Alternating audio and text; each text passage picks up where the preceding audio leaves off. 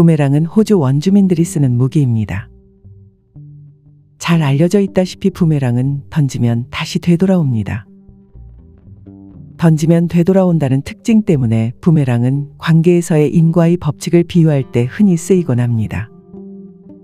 부메랑은 작용과 반작용이 동등하다는 것을 여실히 보여주는 것입니다. 인류를 대표하는 종교를 5개 꼽자면 불교, 기독교, 힌두교, 이슬람교, 유대교입니다. 재미있는 것은 이 5 종교 모두가 부메랑처럼 작동하는 인과의 법칙에 대해서 강조한다는 것입니다. 첫 번째, 불교의 가르침은 이렇습니다. 나에게 고통을 주는 행위는 남에게도 해선 안 되느니라. 두 번째, 기독교의 가르침은 이렇습니다. 무엇이든지 남에게 대접받고자 하는 대로 너희도 남을 대접하라. 이것이 율법이요 선지자니라. 세 번째, 힌두교의 가르침은 이렇습니다. 이웃이 내게 행하지 않았으면 하는 일은 이웃에게 행하지 마라. 네 번째, 이슬람교의 가르침은 이렇습니다. 남에게 대접을 받고자 하는 대로 너희도 남을 대접하라. 그리고 내가 거절하고 싶은 일은 남에게도 강요하지 마라. 다섯 번째, 유대교의 가르침은 이렇습니다. 내게 해로운 일은 남에게도 행하지 마라. 이게 토라의 가르침 전부이니라. 나머지는 해설에 불과하니라. 여러 종교에서 공통되게 가르치는 이런 격언들은 그저 당위적인 도덕명령으로 볼 수는 없습니다. 다른 사람들에게 괴로움이라는 작용을 가하면 나에게도 그와 똑같이 괴로움이라는 반작용이 돌아오기 때문입니다. 육안의 차원에서는 나와 남이 분리되어 존재하는 듯 보입니다. 하지만 에너지적인 차원, 영적인 차원에서는 나와 남은 실로 한 몸으로 존재하기 때문에 남에게 괴로움을 입력하는 순간 나에게도 괴로움이 입력될 수밖에 없는 것입니다. 종교에서 강조하는 도덕과 윤리는 이른바 인간의 삶을 구속하고 제한하기 위한 맹목적이고 당위적인 틀 같은 것이 아닌 셈입니다. 그것은 오히려 인간의 삶을 보호하는 울타리의 역할을 수행합니다. 도덕과 윤리는 삶을 보호하는 울타리와 같다라는 이해가 선행되지 않을 때 사람은 도덕과 윤리에 대해 그저 깨부수고 싶은 장애물처럼 여기게 됩니다. 예를 들어 탁월한 영능력자였던 에드가 케이시가 전생 리딩을 해준 사람 중에는 선천적으로 맹인인 어느 대학 교수가 있었다고 합니다. 그는 과거 전생의 야만인종의 일원으로 살았을 때에 불로 달군 인두로 적의 눈을 찢어버리는 역할을 수행했다고 합니다. 이때 지은 업으로 받게 된 과보가 선천적인 시각장애였던 것입니다. 40살 된 어떤 부인은 심한 알레르기 때문에 아주 고생이었는데 여러 의사들에게서 진단을 받고 치료를 받았지만 별 효과를 못 봤다고 합니다. 그래서 그녀는 결국 에드가 케이시를 찾아와 라이프 리딩을 부탁했습니다. 최면 상태에 든 케이시가 그녀에 대해 설명하길 이 부인은 전생의 화학자로 활동했는데 어떤 방법을 통해서 다른 사람들에게 가려움증을 일어나게 했기 때문에 이번 생에 그녀가 그와 똑같은 고통을 받고 있는 것이라고 했습니다. 그리고 불치병에 속하는 빈혈증을 겪는 청년의 경우엔 케이시가 리딩을 통해 살펴보니 그는 과거에 폭력적인 통치자로 활동하면서 많은 이들을 피 흘리게 했던 것으로 나타났습니다. 다른 이들을 피 흘리게 했기 때문에 이번 생에 이 청년은 지독한 빈혈증에 시달리게 되었다는 것입니다. 마지막으로 어떤 21세 청년 가톨릭 신자가 찾아와서는 말하길 그를 괴롭히는 가장 큰 죄책감이 바로 동성애에 대한 충동이었다고 합니다. 그는 전생에 프랑스 궁정의 풍자 예술가로 활동했는데 뛰어난 풍자 실력으로 궁정 내의 다른 동성애자들을 자비 없이 조롱하면서 즐거워했다고 합니다.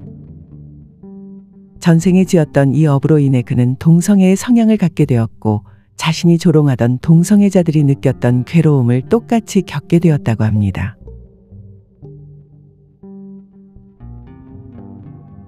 부메랑과 같은 관계에서의 인과 법칙에 대해서 강하게 일깨우는 윤회 환생의 사례는 국내에도 많습니다. 그 중에서도 특히 인상 깊은 사례가 있어 소개해 드릴까 합니다.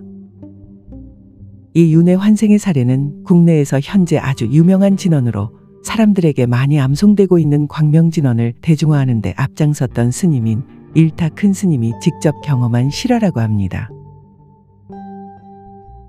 때는 1975년으로 일타 스님이 태백산의 도소람에서 머물며 수행을 할 때였습니다. 태백산 도소람의 아랫동네에는 가난한 마을이 하나 있었는데 이 마을에 있는 어느 집에서 매우 기괴한 일이 일어났다고 합니다. 이 집의 부인이 아들 한 명을 낳았다고 하는데 이 아이는 태어나면서부터 아주 흉측한 입술 갈림증, 즉 언청이 모양을 지니고 있었습니다.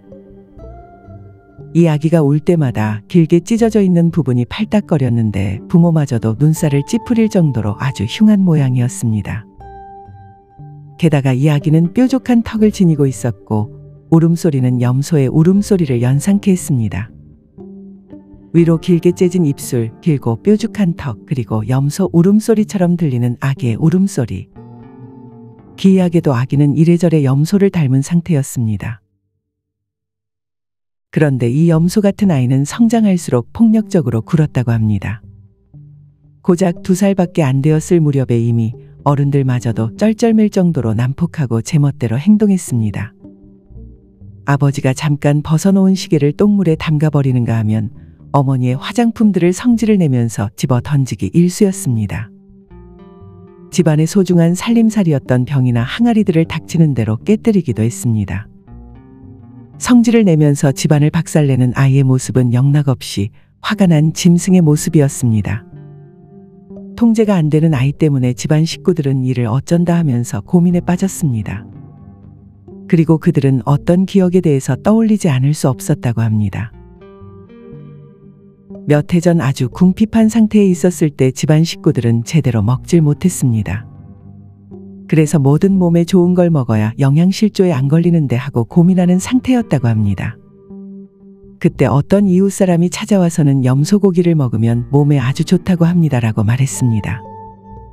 이웃 사람은 한 가지 팁을 알려줬는데 염소를 그냥 잡으면 노린내가 나서 먹을 때 구역질이 나기 때문에 염소를 잡아 죽일 때는 반드시 특별한 방법을 써야 한다는 것이었습니다.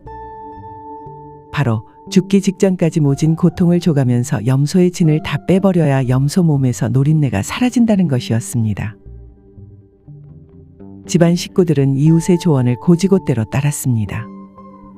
키우던 염소를 데리고 와선 염소 목에 무거운 짐을 메어놓고 그 상태로 염소를 일주일 동안 여기저기로 쉬지도 않고 끌고 다녔다고 합니다. 염소는 결국 굶주림과 지독한 괴로움 속에서 쓰러져 죽었다고 합니다. 집안 식구들은 죽은 염소를 팔팔 삶아서 그날 저녁 거나한 저녁상을 차리게 되었습니다. 그리고 몸보신이 제대로 되겠다고 생각하면서 이들은 흡족하게 염소 고기를 씹어 먹었습니다. 그로부터 얼마 지나지 않아서 부인은 임신 사실을 알게 되었다고 합니다. 그리고 지금의 폭력적인 아이를 낳게 되었다고 합니다. 저놈이 집안을 망쳐서 원수 갚으려고 태어난 게 틀림없다라고 집안 사람들과 마을 사람들은 쑥덕거렸습니다.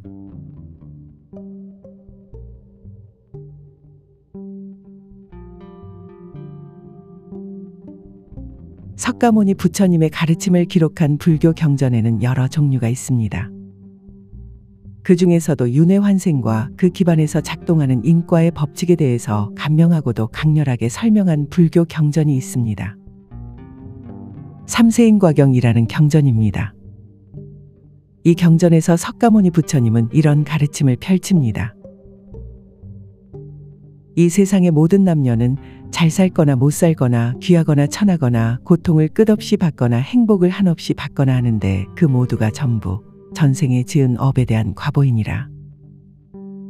같은 하늘 같은 달 아래 같은 공기를 마시면서 살지만 착한 사람 악한 사람 잘 사는 사람 못 사는 사람으로 그 삶이 각양각색인 이유는 자작자수 즉 자기가 짓고 자기가 거둬들이는 것이요 인과응보이니라.